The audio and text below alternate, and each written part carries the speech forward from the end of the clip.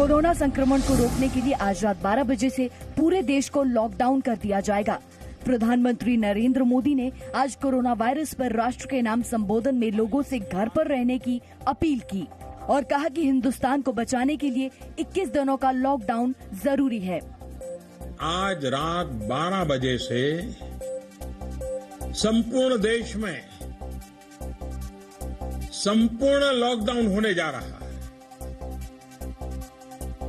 हिंदुस्तान को बचाने के लिए, हिंदुस्तान के हर नागरिक को बचाने के लिए, आपको बचाने के लिए, आपके परिवार को बचाने के लिए आज रात 12 बजे से घरों से बाहर निकलने पर पूरी तरह पाबंदी लगाई जा रही है। प्रधानमंत्री नरेंद्र मोदी ने कहा कि कोरोना की इस महामारी ने दुनिया के समर्थ से समर्थ देश को भी बेबस कर दिया है, जिनके पास संसाधनों की कोई कमी नहीं है। सोशल डिस्टेंसिंग प्रधानमंत्री से लेकर के गांव के छोटे से नागरिक तक सबके लिए कोरोना से तभी बचा जा सकता है जब घर की लक्ष्मण रेखा न लांघी जाए। कोरोना वायरस पर प्रधानमंत्री मोदी ने 5 दिन में दूसरी बार राष्ट्र के नाम संबोधन किया। इसके साथ ही प्रधानमंत्री नरेंद्र मोदी ने अफवाहों पर ध्यान न देने की भी अपील की। कोरोना यानी कोई रोड पर लॉकडाउन के दौरान लापरवाही करने वालों को प्रधानमंत्री नरेंद्र मोदी ने हिदायत देते हुए कहा कि कुछ लोगों की लापरवाही की कीमत पूरे देश को चुकानी पड़ सकती है। कुछ लोगों की लापरवाही, कुछ लोगों की गलत सोच आपको, आपके बच्चों को, आपके माता पिता को, आपके परिवार को, आपके दोस्तों को और आगे चल करके पूरे देश को बहुत बड़ी मुश्किल में झोंक देंगी। प्रधानमंत्री मोदी ने कोरोना महामारी के खिलाफ लड़ने वाले योद्धाओं का भी आभार जताया और लोगों से उनके लिए दुआ करने की अपील की। मेरी आपसे हाथ जोड़ करके प्रार्थना है कि घरों में रहते हुए आप उन लोगों के बारे में सोचिए, उनके लिए मंगल कामना करिए जो अपना कर्तव्य निभाने के लिए खुद को खतरे में डालकर काम कर रहे हैं। वित्त मंत्री निर्मला सीतारमण ने कोरोना वायरस की वजह से आए आर्थिक संकट से निपटने के लिए राहत देने का ऐलान किया है।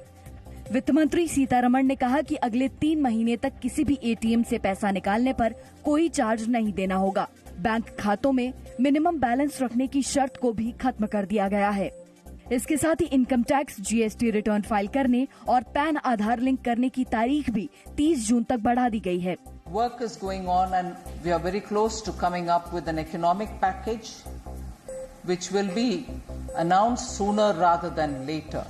The last date for income tax return for the financial year 18-19 is extended to 30th June 2020. सरकार ने विवाद से विश्वास की स्कीम की तारीख 30 जून तक बढ़ा दी है और कहा है कि नई कंपनियों को कारोबार शुरू करने के लिए 6 महीने का अतिरिक्त समय दिया जाएगा।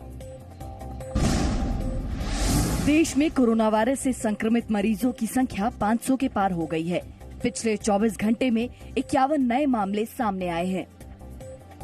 कोरोना वायरस से संक्रमित मरीजों की संख्या 519 हो गई है, जबकि कोरोना वायरस से अब तक 9 लोगों की मौत हो गई है। कोरोना वायरस के संक्रमण से 40 मरीज ठीक हो चुके हैं।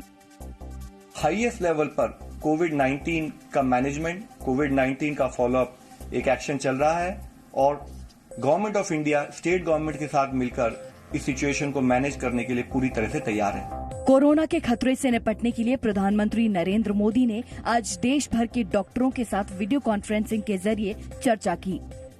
केंद्र सरकार ने हर राज्य से कोरोना के लिए जल्द से जल्द अलग से हॉस्पिटल तैयार करने को कहा है। देश भर में सरकारी लैब की संख्या भी बढ़कर 118 हो गई है। इन सभी लैब में टेस्ट भी शुरू हो गए हैं।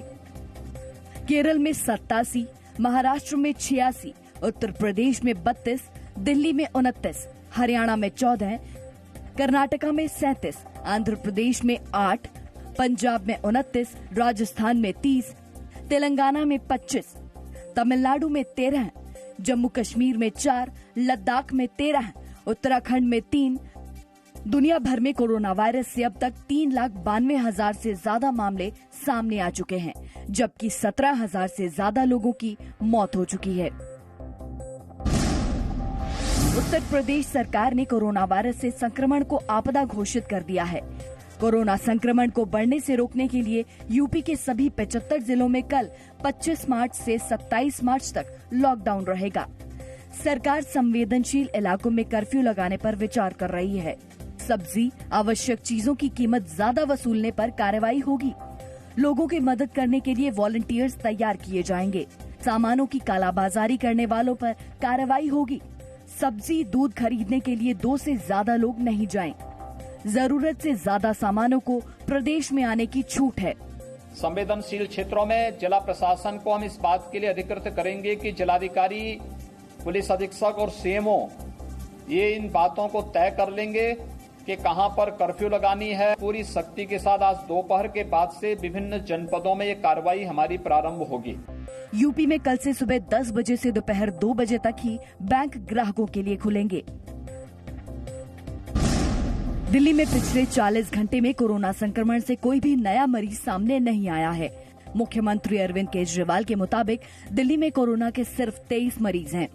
मुख्यमंत्री केजरीवाल ने कहा कि ये अच्छी खबर है, लेकिन हमें अभी खुश नहीं होना चाहिए, क्योंकि लड़ाई लंबी है और मरीजों की संख्या में कभी भी इजाफा हो सकता है।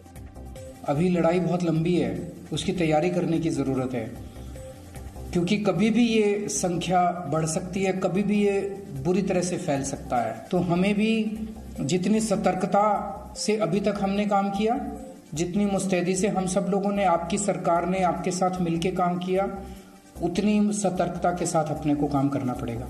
दिल्ली सरकार ने जरूरतमंद लोगों की मदद के लिए जनता से मुख्यमंत्री राहत कोष में दान देने की भी अपील की। कोरोना वायरस के बढ़ते खतरे को देखते हुए दिल्ली में भी कर्फ्यू लगा दिया गया है।